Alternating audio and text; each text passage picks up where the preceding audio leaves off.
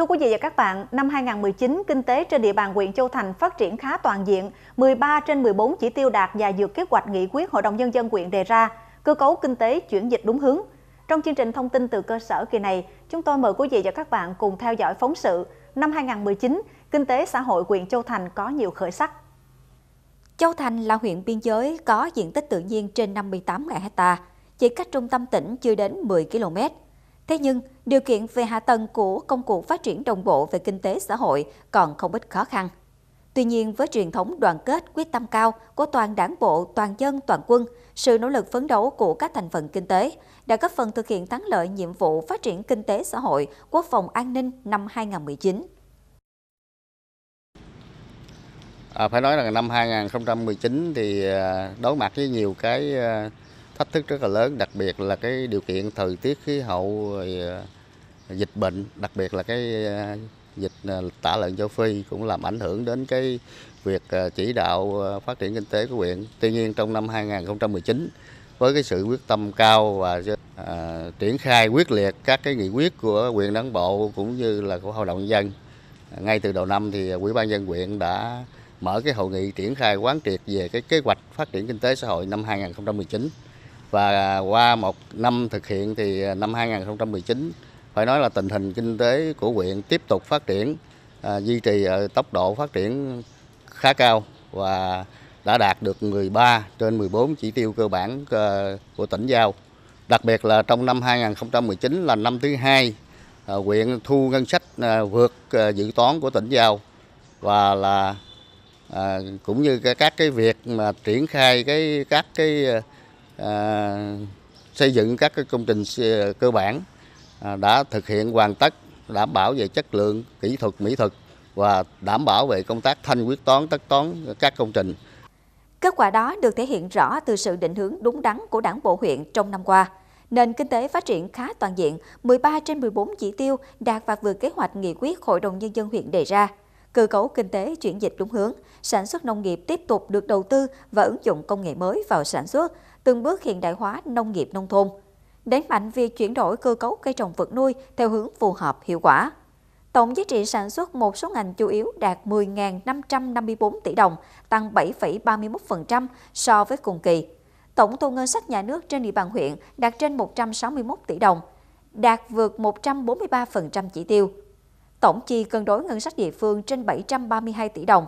Công tác đầu tư xây dựng cơ bản được tập trung, đã thi công hoàn thành đưa vào sử dụng nhiều công trình phục vụ phát triển kinh tế xã hội của huyện. Công tác giải ngân xây dựng cơ bản kịp thời, bảo đảm theo kế hoạch vốn giao. Mô hình liên kết thâm canh lúa theo hướng Việt Gáp và cánh đồng lớn được nhân rộng.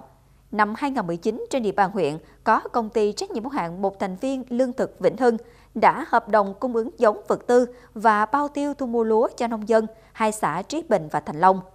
Công ty trách nhiệm hữu hạn Huỳnh Phương hợp đồng thu mua 30 ha lúa chất lượng cao Đài Thơm 8 của Hợp tác xã Dịch vụ Sản xuất Nông nghiệp Ninh Điền. Chương trình Mục tiêu Quốc gia xây dựng nông thôn mới đạt được nhiều kết quả khả quan, tiếp tục duy trì nâng cao chất lượng 4 xã Thanh Điền, An Bình, Thái Bình, Hòa Hội, giữ vững tiêu chí xã nông thôn mới. Triển khai cho các xã đạt chuẩn xây dựng kế hoạch thực hiện tiêu chí nâng cao giai đoạn 2019-2020. Tập trung lãnh đạo chỉ đạo công tác xây dựng nông thôn mới xã Ninh Điền để đạt chuẩn trong năm 2019 và chuẩn bị đầu tư để năm 2020 đạt chuẩn nông thôn mới, xã Phước Vinh và Hòa Thạnh. Cùng với sự đầu tư phát triển kinh tế theo hướng công nghiệp, Châu Thành cũng luôn quan tâm đầu tư cho phát triển giáo dục, y tế, văn hóa xã hội, đã hoàn thành phổ cập tiểu học và trung học cơ sở. Công tác chăm sóc sức khỏe cho nhân dân được quan tâm. Các lĩnh vực văn hóa, giáo dục, công tác bảo đảm an sinh xã hội trong năm 2019 được huyện Châu Thành đặc biệt quan tâm và thực hiện có hiệu quả. Chỉ đạo thực hiện tốt các chính sách an sinh xã hội, quan tâm chăm lo các hộ nghèo, hộ cận nghèo, người có hoàn cảnh đặc biệt khó khăn, gia đình chính sách. Năm 2019, Quỹ vì người nghèo huyện, xã đã xây mới 76 căn, sửa chữa 9 căn nhà cho hộ nghèo trị giá trên 3,2 tỷ đồng. Bên cạnh đó, thực hiện đề án 01 của Ban Thường trực Ủy ban Mặt trận Tổ quốc Việt Nam tỉnh về việc hỗ trợ trâu bò sinh sản trên địa bàn tỉnh giai đoạn 2016-2020. Mặt trận Tổ quốc huyện phối hợp cùng với các tổ chức chính trị xã hội huyện, khảo sát, phê duyệt danh sách, triển khai dự án theo quy định. Kết quả đến nay, toàn huyện có 205 hộ được phê duyệt hỗ trợ mua bò sinh sản. Trong năm 2019, huyện đã phối hợp tốt với sở ngành tỉnh thực hiện các công trình trọng điểm như dự án đường tuần tra biên giới dài trên 240 km. Trong đó, qua địa bàn huyện Châu Thành có chiều dài trên 40 km và có 3 cây cầu. Dự án thủy lợi tưới tiêu phía tây sông Vàm Cỏ Đông, dự án đường dây 110 kV Tân Biên Châu Thành, dự án đường huyện 12 ấp Rạch Tre xã biên giới có 1 cây cầu và dự án cầu Bến Cây Ổi đã được triển khai trên địa bàn huyện. Công tác bồi thường giải phóng mặt bằng các công trình đảm bảo tiến độ. Công tác quản lý môi trường khoáng sản đã đi vào nền nếp hiệu quả. Tình trạng ô nhiễm môi trường, khai thác khoáng sản trái phép hiện nay cơ bản đã xử lý tốt. Công tác quản lý đất công đã đi vào nền nếp. Tình hình an ninh chính trị, trật tự an toàn xã hội được giữ vững ổn định. Phong trào toàn dân bảo vệ an ninh Tổ quốc có chuyển biến tích cực. Công tác bảo đảm an ninh trật tự, an toàn giao thông được tập trung thực hiện quyết liệt bằng nhiều giải pháp, thực hiện tốt công tác tuyển và giao nhận quân năm 2019, đảm bảo chỉ tiêu, tổ chức diễn tập khu vực phòng thủ cấp xã, đảm bảo nội dung và thời gian quy định, duy trì tốt công tác đối ngoại với các huyện, xã Campuchia giáp biên. Xác định năm 2020 là năm cuối thực hiện cái nghị quyết của huyện Đảng bộ với nhiệm kỳ 2015-2020. Trước mắt trong năm 2020 thì Ủy ban huyện đã chỉ đạo các cơ quan cấp huyện rà soát lại cái kế hoạch trong các cái chỉ tiêu của nghị quyết huyện Đảng bộ của nhiệm kỳ để làm sao trong năm 2020 có thể hoàn thành tất cả các cái chỉ tiêu nghị quyết của huyện Đảng bộ và có cái mức vượt lên để làm cơ sở tiền đề cho những năm tiếp theo. Đặc biệt thì theo chương trình của kế hoạch của năm 2020, ngoài cái việc rà soát các cái chỉ tiêu để phát triển hoàn thành cái nghị quyết huyện Đảng bộ thì huyện sẽ tập trung vào các cái khâu đột phá của huyện mà trước đây huyện Đảng bộ đã có ghi trong nghị quyết, đó là cái cải cách hành chính, phát triển nguồn nhân lực cũng như là đầu tư kết cấu hạ tầng, đặc biệt là hạ tầng giao thông.